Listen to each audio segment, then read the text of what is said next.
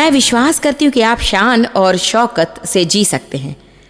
अच्छा महसूस न करने के विषय में मेरे जीवन में मैंने बहुत अनुभव प्राप्त किया। मुझे ये कहने में खुशी है कि अभी मेरे लिए सब कुछ बदल गया है। कई वर्ष पूर्व मैं हर समय बुरा महसूस करती थी, और आप जानते होंगे कि बुरा महसूस करने पर पछे नहीं दिखते, क्योंकि आप थके हुए और सामान्य तौर पर हम सनके हुए नजर आते हैं। कई सालों तक मैं अपनी कमजोरियों को जानने के लिए डॉक्टर के पास दौड़ती रही, अलग अलग दवाएं खाती रही, कोई फायदा नहीं हुआ और कुछ दवाओं से मेरी हालत और भी बिगड़ गई। आज मैं आपसे कुछ ऐसी बातें कहना चाहती हूँ जिन्हें समझने में मुझे कई बरस लग गए। बुनियादी तौर पर मेरे जीवन में इतना तनाव था कि मैं बहुत ही निर्बल हो जाती थी और मेरे लिए हर दिन के जीवन को जीना मुश्किल हो जाता। यहाँ तक कि जब डॉक्टर मुझसे कहा करते थे कि मैं तनावग्रस्त हूँ, मुझे गुस्सा आता, क्योंकि मेरा जीवन बढ़िया था। अच्छा पति था, प्यारे बच्चे थे, शानदार नौकरी, और सचमुच मैंने सोचा कि भला इसे तनाव क्यों कहते हैं। मैं तनावग्रस्त नहीं हूँ। मैं समझती थी कि दैनिक जीवन को संभालने की क्षमता न रखना ही तनाव है, और मैं सोचती कि शायद मुझे किसी प्रकार की मानसिक समस्या या कुछ और है।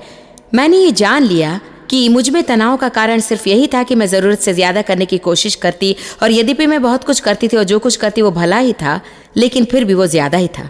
मैंने पौष्टिकता के बारे में सीखना आरंभ किया, और मैं अपने आप की देखभाल करने के बारे में सीखने लगी कि किस तरह से संतुलित जीवन जीना चाहिए। इससे मेरी दुनिया बदल गई। मैं आपको बता सकती हूँ कि 30 वर्ष पूर्व मैं जैसी थी, फिलहाल उससे कई गुना अधिक अच्छा महसूस कर रही हूँ। अर्थात तब मैं जिस उम्र की थी उससे अभी 30 साल बड़ी हूँ और अच्छा महसूस कर रही हूँ। और सच्चाई ये है कि मैं पहले से ज़्यादा अच्छी दिखती हूँ। मैं मानती हूँ कि जब हम लगातार थके रहते हैं तो ऐसा प्रतीत होने लगता है कि हमारा जीना हराम हो गया है। जानते हैं, ऐसे हजारों लोग हैं जो खुद का आदर नहीं करते। यदि आप खुद का सम्मान नहीं करेंगे तो आप स्वस्थ जीवन नहीं जी सकेंगे। टैमी बुश के माता पिता ने कहा कि उसका जन्म दुर्घटनावश था, इसलिए उसने सोचा तो फिर मैं अपना ख्याल क्यों रखूं।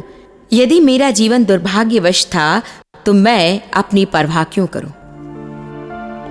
मेरे माता पिता को मुझे जन्म देने की इच्छा न थी, इसलिए वे हमेशा कहते थे कि मैं गलती से पैदा हो गई थी, और यही बात वे दूसरे से भी कहते थे। इसलिए जब भी मैं बचपन में अपने परिवार वालों के साथ खेलने की कोशिश करती या उनके खेल में शामिल होने का प्रयत्न करती, वे कहते चली जाओ, हम तुम्हारे साथ खेलना नहीं चाहते। सचमुच मुझे कभी भी ये एहसास नहीं हुआ कि मैं किसी काम की हूँ, या मैंने कभी भी यीशु के बारे में नहीं सुना था। मैं हमेशा सोचती थी कि यीशु परियों की कहानी का पात्र था। मैंने सोचा कि बाइबल और अन्य बातें अजीब चीज़ें थी। मेरा यही विचार था। मुझे इन चीज़ों की कोई जानकारी या ज्ञान न था। मैंने एक सहेली से पूछा जो एक मसीही थी, पर मुझे कुछ भी समझ नहीं आया। उसने मुझे प्रभु की ओर प्रेरित किया और इसी से मेरा जीवन बदल गया। मैं किसी कमरे में जाती, चाहे जो भी कमरा हो, चाहे चर्च हो या कोई सामूहिक कक्ष, बिजनेस मीटिंग या कुछ और, सबसे पहले मैं कमरे के चारों ओर देखती। शायद कुछ पागलपन सा लगे, मैं कमरे में उपस्थित लोगों का आकार देखती और मुझे महसूस होता कि मैं ही सबसे मोटी थी। हाँ, हम कहते हैं कि चर्च में सब प्रकार की चंगाई रहती है और परमेश्वर हमसे इतना प्रेम करता है कि वो सारी बीमारियों से हमें चंगा करता है। और मैं सोचती, अच्छा तो मेरी चंगाई का क्या होगा। जानते हैं, ये मेरे लिए बीमारी की नाई है, ये मुझे भस्म कर रही है। क्या आपको इसकी चिंता है? लौटकर हम टैमी से बातचीत करके जानेंगे कि प्रभु ने उसे अपना मूल्य जानने में कैसे मदद की, जिसके फल स्वरूप उसका वजन भी 100 पाउंड से भी अधिक घटा। ब्रेक से पहले टैमी बुश बता रही थी कि गाली गलौज भरे घर में पलने के कारण उसका खुद के प्रति गलत विचार था। टैमी, ऐसा प्रतीत होता है कि आपने यीशु के द्वारा अपने जीवन में बहुत सफलताएं पाई हैं। हाँ जरूर। मुझे कभी ये महसूस नहीं हुआ कि प्रभु मुझसे इतना प्यार करता है कि उसे मेरा वजन घटाने की चिंता है या ऐसी कोई भी चिंता है। तो चर्च में सभी प्रार्थनाओं में भाग लेकर लोगों को हर प्रकार की चंगाई के लिए प्रार्थना करता देखकर मुझे लगा, क्या मोटापे की उसे चिंता है? क्या उसे मेरे सेहत की चिंता है? मुझे नहीं लगा कि मेरे स्वास्थ्य की चिंता नहीं करता, पर मुझे लगा क्या उसे इतनी चिंता है मेरा वजन कम करे। हर बार जब ज़रा सा वजन कम होता तो मुझे खुशी होती और फिर से वजन बढ़ जाता। हाँ। मैं अपने आप को लायक समझने की जिम्मेदारी नहीं लेना चाहती थी, क्योंकि किसी लायक नहीं समझती। इसलिए अब इसकी प्रतिक्रिया करने की जिम्मेदारी अंत है। में आप सफल कैसे हुई? अंत में ऐसा क्या हुआ जिससे आप सही रास्ते पर आ सकी? मुझे यह प्रकाशन मिला कि उसे मेरी चिंता है और मैं स्वस्थ भोजन खाने लगी। ऐसा था कि एक दिन मैंने आरंभ किया और फिर कभी नहीं रुकी। ऐसा लगा मुझे प्रभु मेरे अंदर और बाहर कार्य करने लगा था। एक बात सचमुच मेरे लिए बहुत रोचक थी, ये कि एक बार मेरा वजन घटने लगा और प्रभु ने प्रशंसाओं को स्वीकार करने की पक्वता भी दी। अब इतना रूपांतर हो गया कि लोग कहते हैं तुम अच्छी दिखती हो, और मैं उसे स्वीकार कर पाती हूँ। ये इसलिए कि अब आप समझ गई हैं कि आपका भी कोई मूल्य है। मेरे ख्याल से जब हमें लगता है कि हमारा कोई मूल्य नहीं, तब चाहे कोई भी हमारी प्रशंसा करे, हम उसे स्वीकार नहीं करते क्योंकि हम उससे सहमत नहीं होते। मैं बहुत कृतज्ञ हूँ कि प्रभु ने मुझे सिखाया कि संयमित भोजन करना एक जीवन शैली है, वो कोई पथ्य नहीं।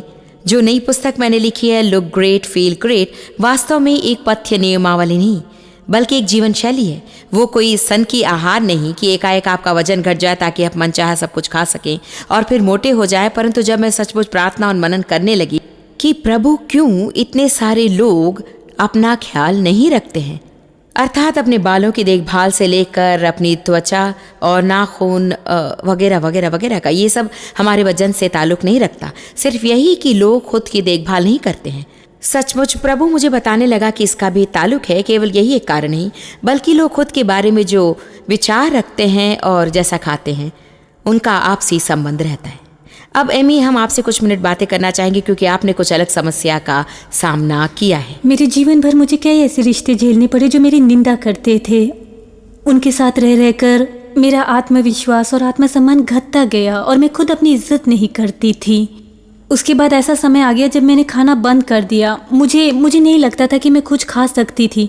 एक कुछ भी, एक पाव भाजी, एक कुकी, स्पेगेटी या कुछ भी। और सुनने में बुरा लगेगा, मैंने नहाना भी छोड़ दिया। मैं कई दिनों के लिए नहीं नहाती थी। मुझे नहीं लगता था मैं नहाने या फिर बाल संवारने या बहुत ही हल्का मेकअप डालने के भी लायक थी। मैंने बिल्कुल परवाह नहीं की। मैंने खुद से संबंधित किसी बात की परवाह नहीं की और मेरे तौर पर बुरा लगता था। मैं बिल्कुल कहीं की नहीं थी, बेकार थी। तो फिर क्या हुआ? क्योंकि अभी बिल्कुल वैसी नहीं है। लोग मुझे बहुत तुच्छ समझते थे और इससे मैं अपने बारे में बुरे विचार रखने लगी। मुझे नहीं लगता था कि कोई ये कहकर मेरा मजाक उड़ाता कि तुम्हारी सूरत देखकर मैं ऊब जाती हूँ, तू इतनी दुबली हो, तुम्हारी सूरत घिनौनी है, आशा है कि तुम खुद को सुंदर नहीं समझती हो। अंत में एक दिन चर्च में मैं अपने घुटनों के बल गिर पड़ी क्योंकि वास्तव में किसी ने मुझे कुछ कह दिया था और मैं कहने लगी, प्रभु मैं चाहती हूँ कि लोग मुझे चाहने लगें और यदि तू मुझसे प्रेम करता है और मैं जानती हूँ कि तू मुझसे प्रेम करता है और मैं जानती हूँ तूने मुझे जिस तरह से ढाला था वैसा ही मुझे वापस बना दे। मैं मजाक नहीं कर रही हूँ। उस दिन मैंने खाना खाया और मुझे अच्छा लगा और मैं थोड़ा खाना खाई।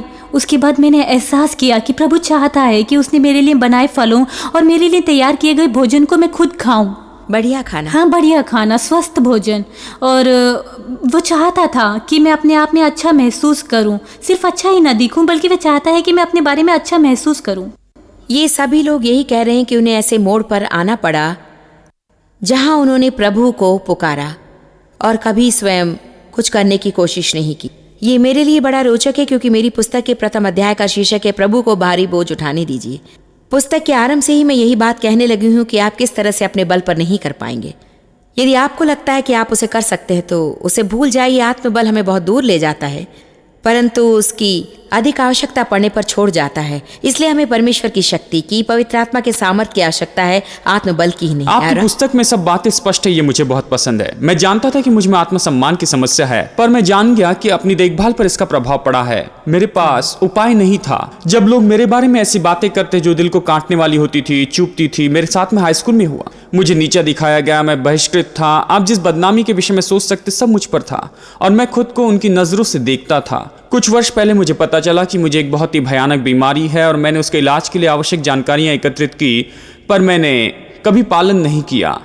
पर जब मैंने आपकी पुस्तक पढ़ी मुझे इसका कारण जानने में मदद मिली, यह कि मैं इस इलाज को अपनाने के लिए खुद को लायक नहीं मानता था। आपने इसमें जो कुंजियां रखी है उससे ऐसा लगा कि मैं ये नहीं कहना चाहता कि यह आसान है परंतु ये एक प्रक्रिया है और मुझे लगता है कि मैं प्रभु की सहायता से अपना मूल्य व स्वास्थ्य जीवन का रहस्य जानकर इसमें होकर गुजर सकता हूँ। जो इसमें एक प्रश्न करूँ, पूछो। आपको क्यों लगता है कि वास्तव में अपने आप को स्वीकार करना व खुद से वही प्रेम रखना जो प्रभु ने हम पर रखा है, क्यों इतना कठिन होता है? जानती हो फेथ, मेरे ख्याल से इसका कारण यह है कि हम अधिक ध्यान दूसरों की बातों व हमारे प्रति उनके व्यवहार पर ही लगाते हैं। देखिए, मेरे पिता ने मेरा बलात्कार किया, इसलिए मैंने मान लिया कि चूंकि उसने मुझसे ऐसा किया, मैं अच्छी नहीं हूँ। एक बच्ची के नाते मुझ में उनकी ओर देखकर ये कहने की योग्यता नहीं थी कि आपकी कोई समस्या है। उसे मैंने अपने ऊपर ले लिया।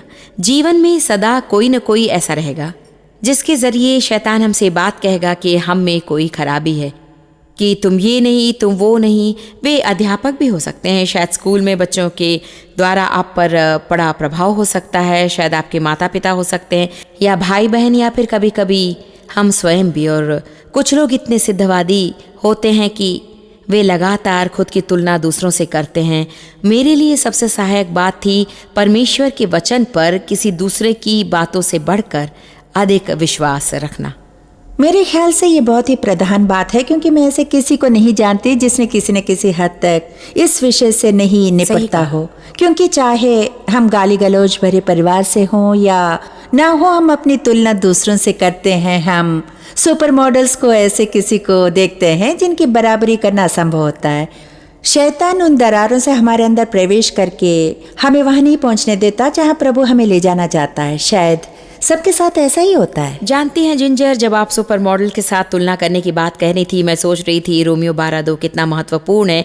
कहा गया है कि इस संसार के सदृश न बनो। हाँ, परंतु तुम्हारी बुद्धि के नए हो हाँ। जाने से तुम्हारा चाल चलन भी बदलता जाए। हमें संसार की पद्धति से पृथक होकर सोचना सीखना चाहिए। हाँ। तो मुख्य बात यह है कि हम दूसरों के साथ अपनी तुलना करके जी नहीं सकते हैं। हमें वही व्यक्ति बने रहना है जैसा प्रभु ने हमें बनाया है। और एक बार यदि हम जान लें कि हम ठीक हैं, हम प्रभु की इच्छा के अनुकूल हैं और प्रभु हमें स्वीकार करता है, तो फिर हम इस निष्कर्ष पर पहुंच सकते हैं कि लोगों की सोच से हम प्रभावित नहीं होंगे।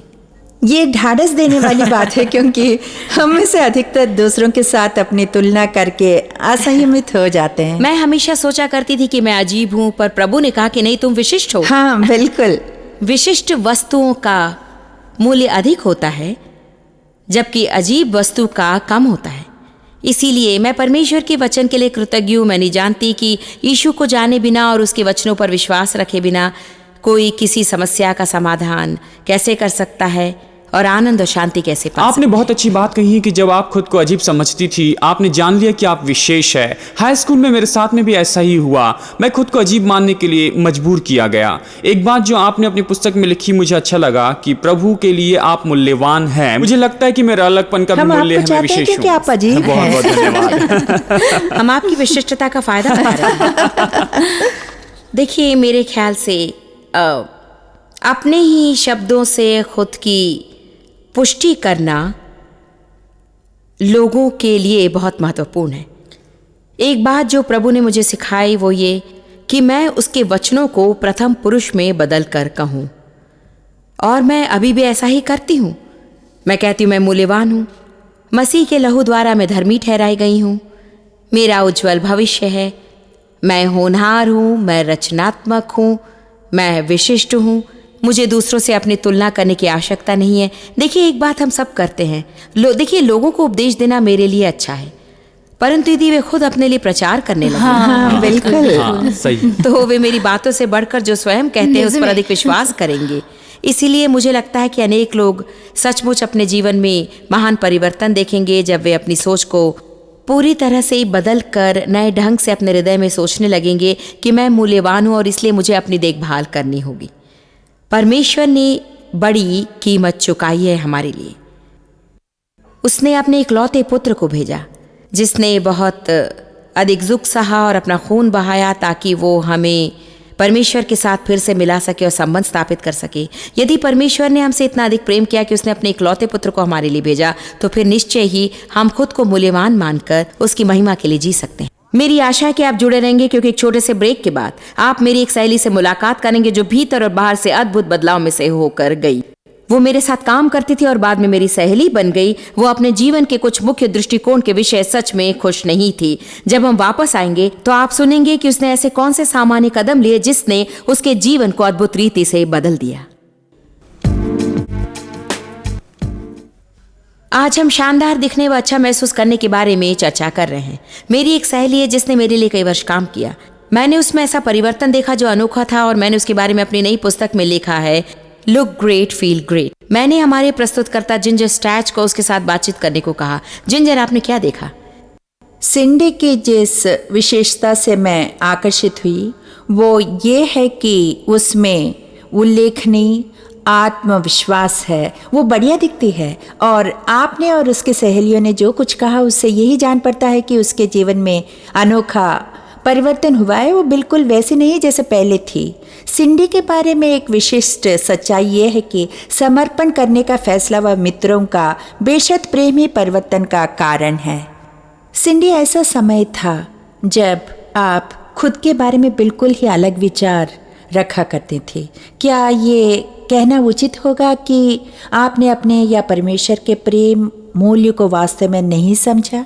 मुझे कभी ऐसा महसूस नहीं हुआ कि वास्तव में मैं कुछ बढ़िया पाने के लायक थी, या मैंने कभी नहीं सोचा था कि अभी मेरे पास जो कुछ है उसके मैं काबिल हूँ, या मुझे लगा कि मुझसे भी बढ़कर वह किसी और से अधिक प्रेम करता है, मुझसे भी बढ़कर। कब से आपको लगने लगा मुझे परिवर्तन की ज़रूरत है? ये विचार तब आया जब मैं जॉयस के लिए काम करती थी। मुझ में परिवर्तन तब हुआ जब मैं दफ्तर के अंदर जाते ही कोई गलती हो जाती और मैं खुद के बारे में कुछ कहती, अपने बारे में कोई नकारात्मक शब्द, तो वो मुझे बिल्कुल मेरे बारे में कुछ भी नकारात्मक नहीं कहने देती। जब भी मैं कोई नकारात्मक शब्द कहती तो वो मुझे तुरंत टोक देती। मुझे एहसास दिलाया जाने लगा कि मैं विशेषित व खास थी और मैं वहाँ केवल उनकी सेवक नहीं थी। जॉयस ने भी मुझे एक दिन उनके पास बुलाया और कहा, जानती हो सिंडी, जानती हो इससे कोई फ़र्क नहीं पड़ता। परमेश्वर की नज़रों में हर कोई बराबर है। इसकी परवाह नहीं कि मैं क्या करती हूँ, तुम क्या करती हो। हम यहाँ हैं और हम प्रभु के लिए जो करना है वही हम कर रहे हैं। वो जितना मुझे प्रेम रखता है उतना ही तुमसे भी। तब से आपने अपनी देखभाल करने के विषय में अपना विचार बदल दिया। आपका वजन घटने लगा, आपका बाह्य रूप आकार बदलने लगा और साथ ही साथ आपका आंतरिक रूपांतर भी होने लगा। मैंने देखा कि मेरे पकवानों और उनके पकवानों में क्या फ़र्क था, और ये भी कि वे क्या खाते थे जिससे उनका वजन स्थायी रहता था। देखा होगा उनका वजन स्थायी है। और मेरे अंदर अनंत एक उपाय सूझा और मैंने कहा जानते हो क्या, मैं भी ऐसे रह सकती हूँ। और मैंने सोचा आत्मविश्वास के साथ अपने आप से प्रेम रखते हुए आगे बढ़ सकती हूँ। ये कोई निश्चित लोगों के लिए ही नहीं है, प्रभु ने मेरे लिए भी ये रखा है और वह चाहता है कि मैं भरपूर जीवन पाऊँ। एक दिन मैंने कहा हाँ मैं भी कर पा रही हूँ और मैं धीरे धीरे कुछ पकवानों को खाना छोड़ने लगी और थोड़ा थोड़ा करके एक साल में मैंने